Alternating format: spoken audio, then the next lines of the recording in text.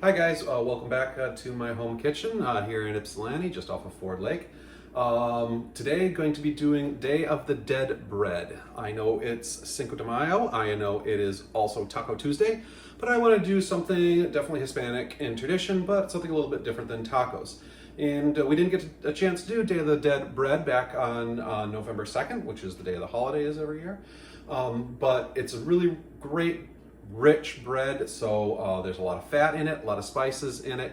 This is gonna be definitely a fun one. By the way, it makes the best French toast. Maybe that'll be another video. Let's check it out.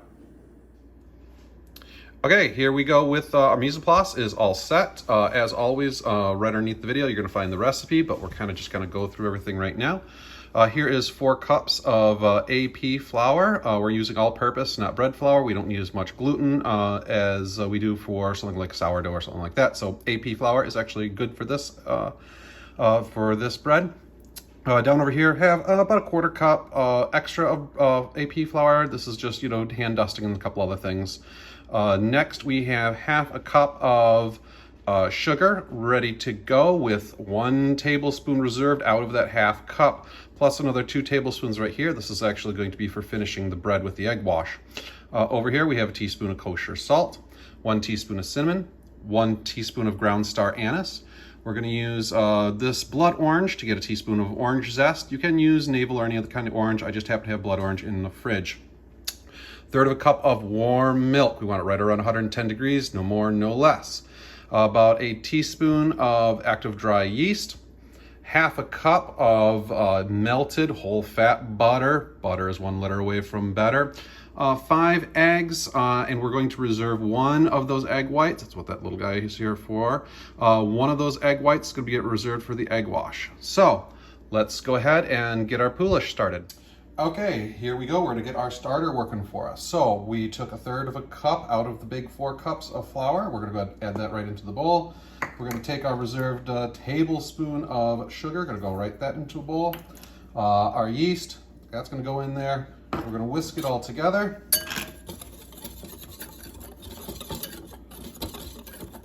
Okay, and then to that, we're going to add our milk. The milk has to be at 100 to 110 degrees, no more, no less. If it's colder, your yeast won't activate fast enough.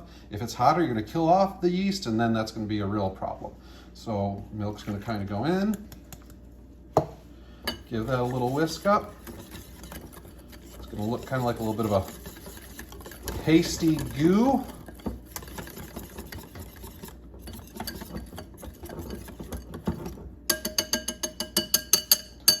Okay, we're gonna go ahead, we're gonna cover this up with a little bit of saran wrap, and then we're gonna let it sit for about 1/2 hour to an hour, depending on what the temperature of your house is. But we want little bubbles to start forming in here, and then we know those little yeasties are doing exactly what they should be doing. So we're gonna let this rest, those yeast are gonna get to work, and we'll be back.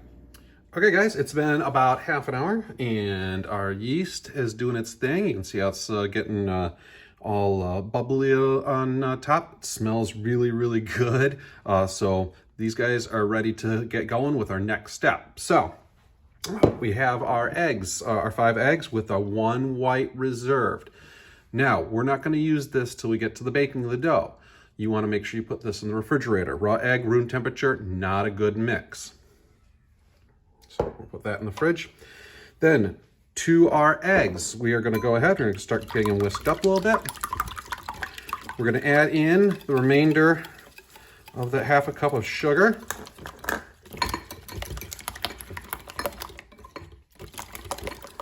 We're going to go ahead and get our anise in there. Get our cinnamon going.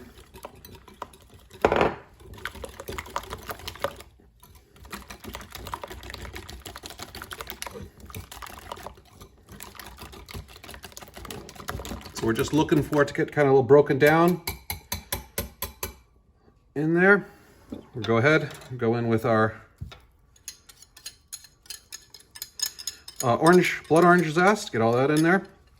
And then we're gonna kind of bring the starter and our little sugar egg mixture here together. Make sure you get all of that out of there.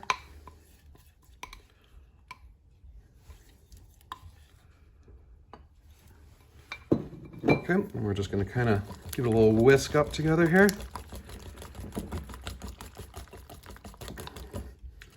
So next, we're going to go ahead and we're going to move into our mixer. Okay, here we go. Got our mixer plugged in. We got our dough hook in here. So we're going to go ahead, we're going to get our flour. The remainder of that 4 cups of flour. Get that in there. Kosher salt. That goes in.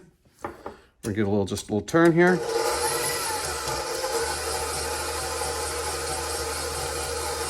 Okay. Our starter and egg and spice mixture is next.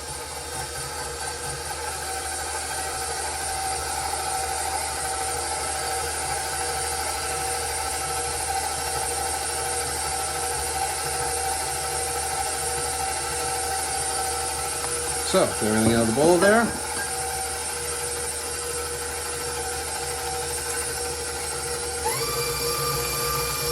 We just let this come together. Okay, as it's starting to come together, we're going to start adding in the melted butter. Make sure the butter is not hot. It needs to be just a little bit warm. But again, we don't want to go over that 110 degrees or so. Otherwise, we run the risk of pulling off all of our yeast. So, just going to kind of splash it in. Little bits at a time.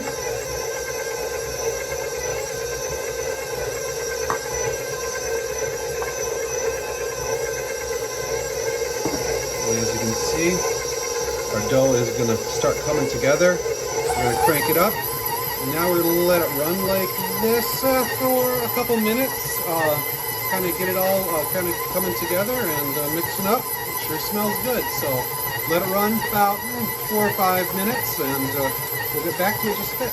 Okay, so our mixer's been spinning for a few minutes. Dough has come together. It's looking absolutely fantastic. It sure as heck smells good. But it completely is pulled away from the bowl and pulled away from the dough hook. So next what we're going to do is we've got another big bowl right here. I'm going to spray that just a tiny little bit, a little veggie spray, pan release. We're going to get our dough ball out. So as you can see, it is a very rich and gorgeous color. So we're just going to kind of mold it into a ball. In there, we're going to cover this over. We're looking for it to about nearly double in size. There's a lot of sugar in here, so those yeast should be going pretty good and strong. So probably about an hour covered. If your house is cooler, it might take a little longer. If your house is warmer, it might be a little bit faster. So I'm gonna let mine go for about an hour till I see it double in size. Okay, so it's been about 2.5 hours. Our bread has definitely doubled in size. It smells so good. It's absolutely fantastic. So what we're gonna do now is we're gonna dust counter just a little bit of flour from that reserve stash we had. We're very gently gonna kind of roll this one right out. Okay. So now what we want to do is we want to actually take about a baseball sized amount of dough out of here. Okay. And then with this loaf, we're going to fold over. This is kind of like a modified punch down phase. We're going to kind of fold over till we get a nice round shape right there. Okay. Then we're going to get it onto a sheet tray. So off to one side. We're only going to bake on this side. So we need to leave a little bit of room over here. Okay. So that goes aside. Now this guy, we're going to go ahead and roll this out to about 8 inches in length or so.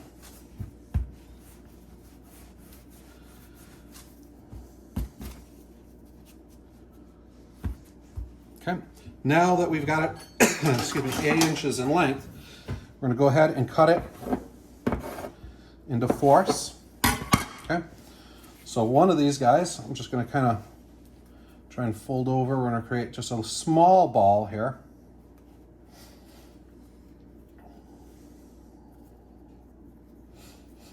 Okay, so small ball. We're gonna get him on this tray over here, but we're gonna have to move these guys a little bit because we're gonna let them rise another time. So I want to give this just a little bit of spray. This will help me move it from here actually onto the loaf when we get ready for that phase. So onto there. Next, it's gonna be these guys, and I'm actually gonna kind of roll them in a way so that the center, okay, is much thinner than the outside to kind of resemble bones. So I'm actually pushing down hard on the center. Okay, that's gonna go there. Repeat the process again. And make that center thinner. Okay. So they kind of sort of look like bones. And the last one.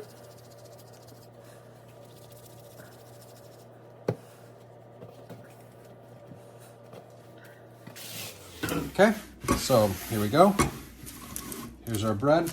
I'm just gonna take just a little plain old water. So we're gonna let these rise again for about another hour. So I'm gonna go ahead and wash these all down with just plain old water.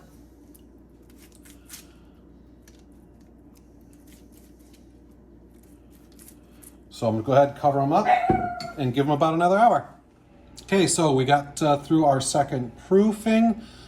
They came up again another, about a double in size again. So we're going to take our egg whites that we reserved from earlier, mix about a teaspoon of water, just kind of give it a little whisk up with a fork so it's nice and smooth, a little frothy. I'm going to take a pastry brush. I'm going to go ahead and egg wash all over, making sure we're getting all the way down to the bottom. Okay, egg wash is going to first of all help these bones and this little guy stick onto top of here. Plus it's going to give something for our sugar, which we're going to dust at the very end to adhere to, and it'll also give it a beautiful color. So once we get it in the oven. So I'm going to go ahead and get our little pieces on here.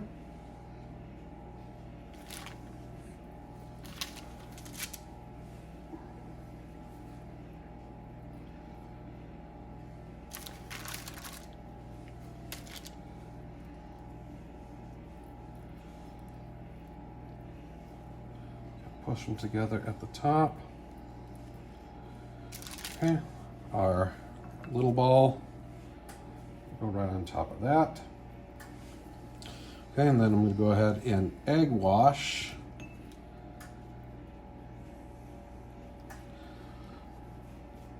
the pieces now.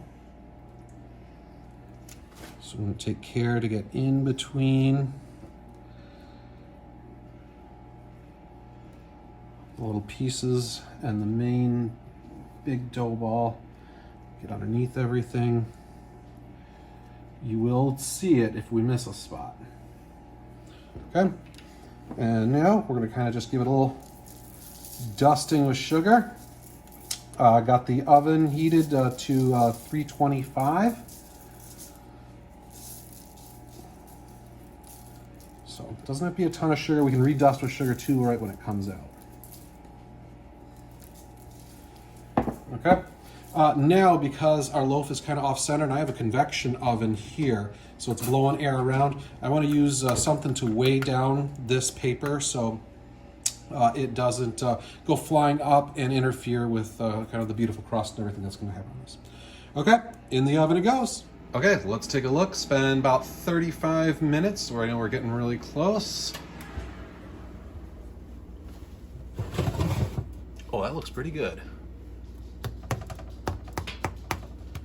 That's starting to look real good. A couple more minutes. Good to go. Well, let's get it out.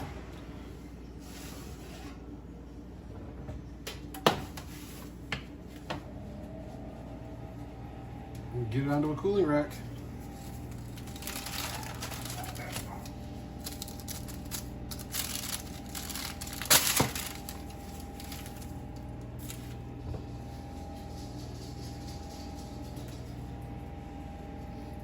Well, I'd say that's pretty darn good success.